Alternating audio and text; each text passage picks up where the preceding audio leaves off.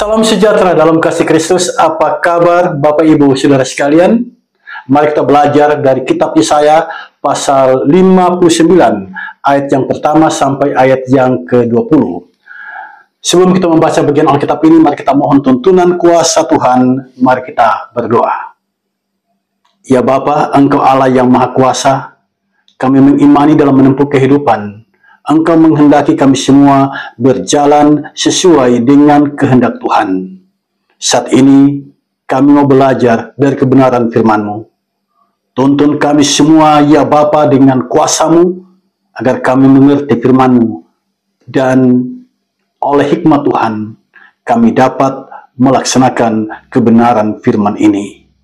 Kami menyambut pewartaan firman saat ini di dalam nama Tuhan Yesus. Amin.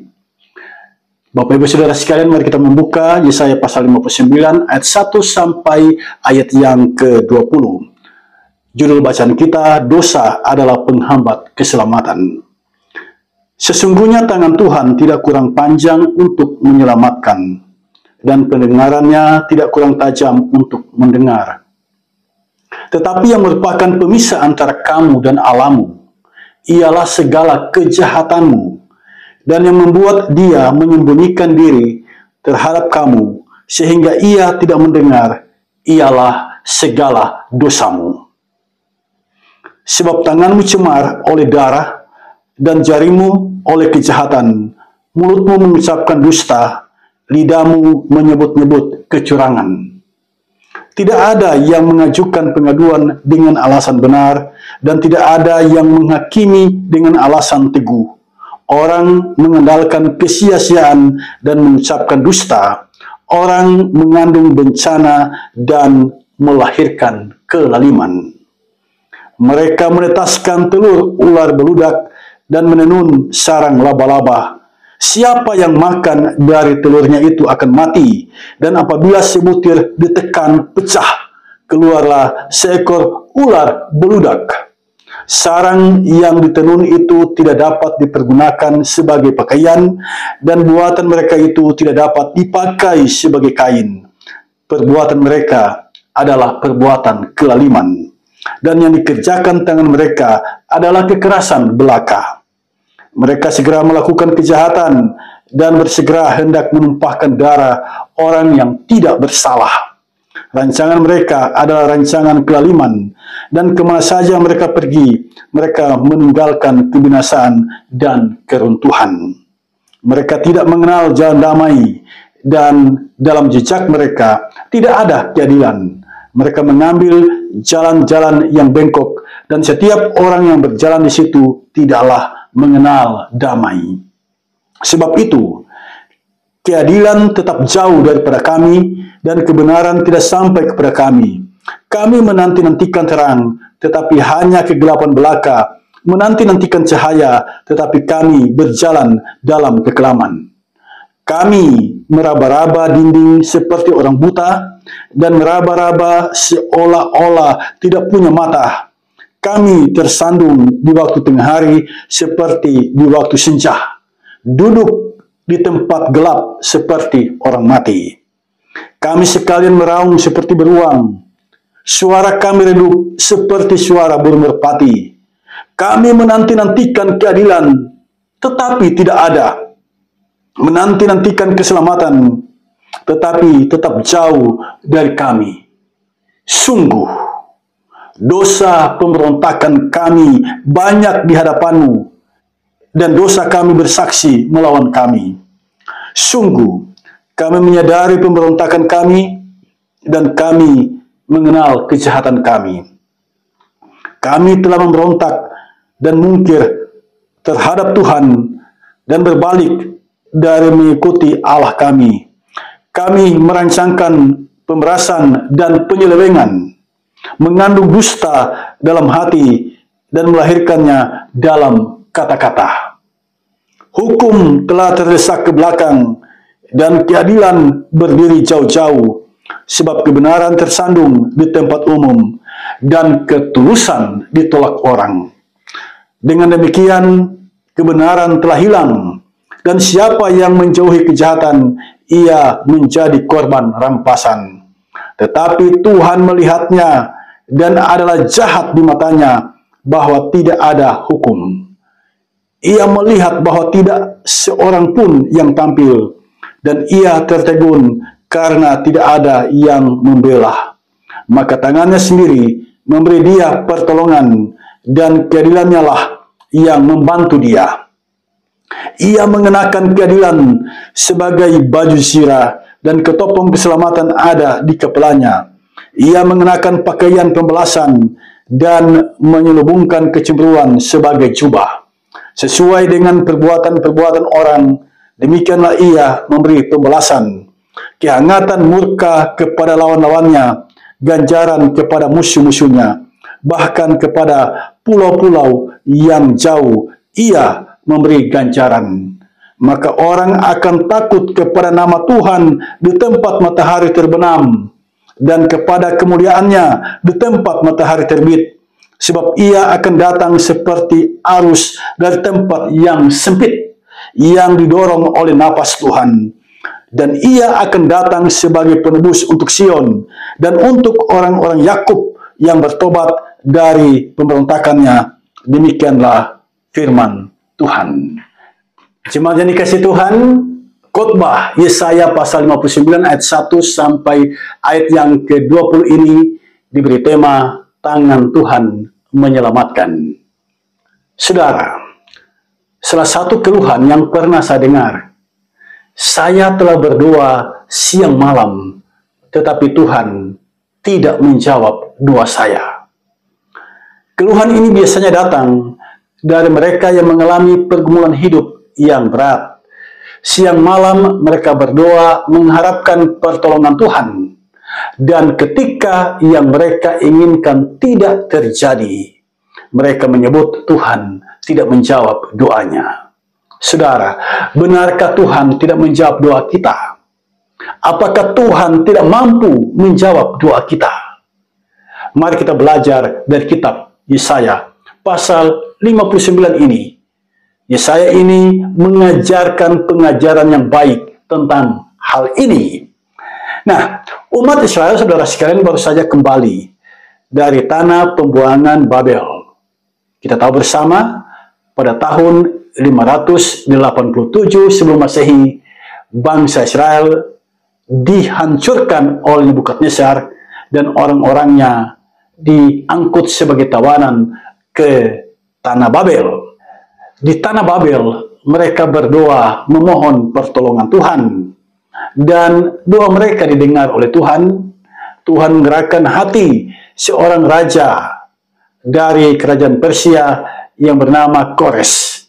Kores inilah yang menaklukkan kerajaan Babel. Dan pada tahun 538 sebelum Masehi, Raja Kores mengambil keputusan memulangkan semua orang Israel yang berada di tanah pembuangan Babel. Nah, ketika orang-orang Israel ini sampai ke tanah kelahiran mereka, mereka melihat bait Allah sudah hancur. Kota Yerusalem tinggal puing-puing belaka, sementara lahan pertanian sudah menjadi gersang. Di saat itulah mereka mengambil sikap berdoa kepada Tuhan. Mereka memohon belas kasihan Tuhan agar Tuhan menolong mereka di situasi yang terpuruk itu, agar Tuhan mengasihani mereka, menolong mereka untuk keluar dari keterpurukan hidup. Nah, apa yang terjadi? Sebagai umat Allah, mereka terus bermohon kepada Allah. Sekian hari, sekian minggu, bahkan tahun, mereka menunggu jawaban Tuhan atas doa mereka. Namun, jawaban atas doa itu terasa jauh. Allah tak kunjung menolong mereka. Dan umat pun mulai depresi dan menganggap Allah tidak bisa menyelamatkan mereka. Saudara, pernahkah Anda mengalami pergumulan hidup yang seperti ini? Saat engkau berdoa kepada Tuhan, dan apa yang engkau inginkan dalam doamu tidak kunjung mendapat jawaban dari Tuhan. Ketika itu, apa katamu tentang Tuhan? Dalam situasi dan kondisi yang seperti itu, apa katamu tentang Tuhan ketika apa yang engkau inginkan, yang disampaikan dalam doa, tak kunjung dijawab oleh Tuhan? Apakah engkau akan berlaku seperti umat Israel, menganggap Allah tidak sanggup menolongmu? Dalam kepanikan kadang kita beranggapan demikian. Dan saat itu mulai muncul pikiran mencari kuasa lain. Orang kalau sudah panik, saudara sekalian, mereka berusaha menyelamatkan dirinya. Muncul pikiran mencari kuasa lain, meminta pertolongan kuasa lain, dukun, orang pintar, paranormal, peramal, dan lain sebagainya. Mereka lah sering dijumpai oleh orang-orang meminta pertolongan atas pergumulan yang mereka alami. Di sini dalam teks Yesaya pasal 59 ini, kita tidak menemukan orang yang mengambil sikap seperti itu. Tetapi anggapan Tuhan tidak bisa menyelamatkan, itu telah muncul di kalangan umat Allah. Luar biasa, saudara sekalian, tuduhan umat kepada Allah. Allah yang mereka sembah, yang mereka yakini maha kuasa, dianggap tidak sanggup menolong mereka. Pada saat itulah Tuhan menjumpai umat dengan firman-Nya yang disuarakan oleh Nabi. Nah, apa yang Tuhan katakan? Saya mencatat beberapa hal penting di sini.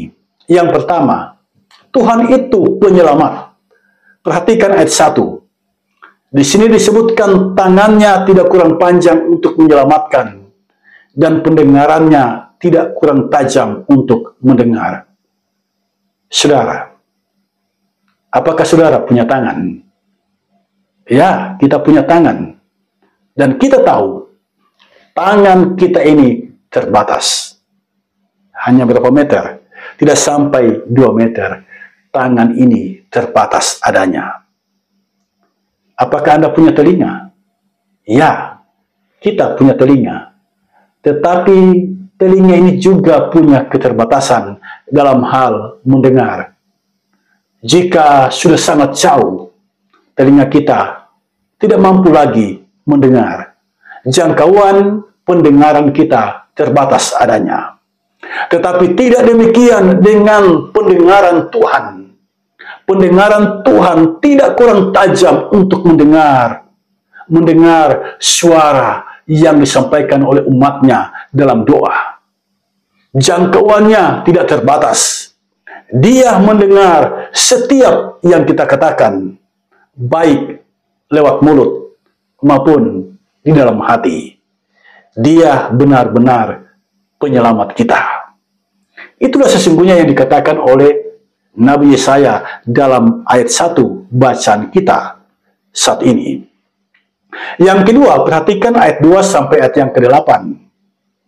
Dosa menghalangi kita berjumpa dengan Tuhan.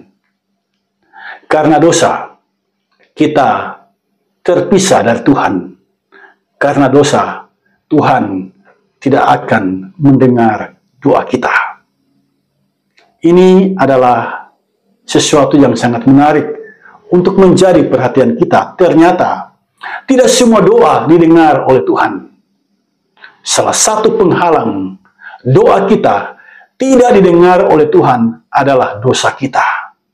Ketika kita berdosa kepada Tuhan, segeralah kita bertobat, berhenti melakukan dosa itu. Sebab jika kita meneruskannya, maka doa kita tidak akan didengar oleh Tuhan. Nah, kalau kita membaca ayat 3 sampai ayat yang ke-8, di sini kita melihat daftar dosa yang dilakukan oleh umat Israel. Kalau di ayat 3 kita membaca, umat Israel membunuh, ya, pada ayat yang ketiga. Sebab tanganmu cemar oleh darah dan jarimu oleh kejahatan. Tanganmu cemar oleh darah. Berarti tangan ini melakukan kejahatan. Saya tidak tahu apakah Bapak Ibu Saudara sekalian menggunakan tangan untuk melakukan kejahatan. Nah, di Israel Tuhan menemukan itu. Tangan mereka cemar karena tangan mereka melakukan kejahatan. Kemudian masih di ayat 3, mulutmu mengucapkan dusta, lidahmu menyebut-nyebut kecurangan. Dosa mulut. Umat tidak bisa mengendalikan mulut mereka untuk berkata dusta. Nah, ini dosa yang terjadi di kalangan umat Israel. Dosa mulut. Jadi kalau sekarang ada banyak orang berdosa karena mulutnya, itu sudah lama terjadi dalam kehidupan orang Israel. Kemudian berkata curang, ya, berkata curang, menipu maksudnya. Kemudian pada ayat yang keempat, berlaku tidak adil. Ayat yang kelima, menipu. Ayat yang keenam, kelaliman, bertindak kejam terhadap sesama. Ayat yang ketujuh, membunuh orang yang tidak bersalah. Ya, ini mengerikan saudara sekalian. Ada orang yang tidak bersalah, ada orang yang tidak berbuat jahat kepada kita, tetapi kita membunuh mereka. Bukankah ini sesuatu yang mengerikan saudara sekalian? Dan itu ditemukan Tuhan ada di dalam kehidupan orang Israel. Mereka membunuh orang yang tidak bersalah. Pada ayat yang ke-8, mereka tidak mengenal damai. Jadi setiap hari hanya ada pertengkaran, hanya ada keributan, hanya ada kekacauan. Kalau ada di antara kita yang punya karakter seperti ini, yang selalu membuat kekacauan, bertobatlah. Ini dosa yang ditemukan Tuhan di kalangan orang Israel. Kemudian pada ayat yang ke-8 kita menemukan tidak berlaku adil.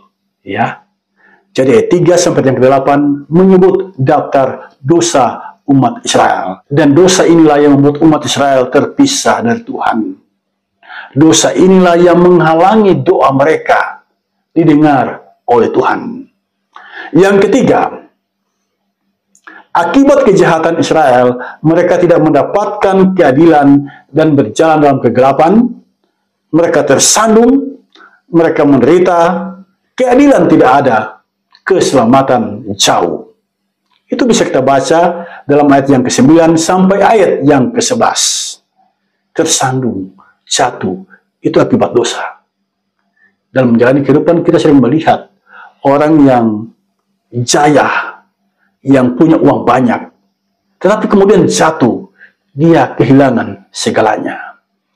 Nah, dalam ayat yang ke-9 sampai ayat yang ke-11, kita membaca akibat kejahatan orang Israel, mereka tersandung, berjalan dalam kegelapan, keadilan tidak ada, keselamatan jauh.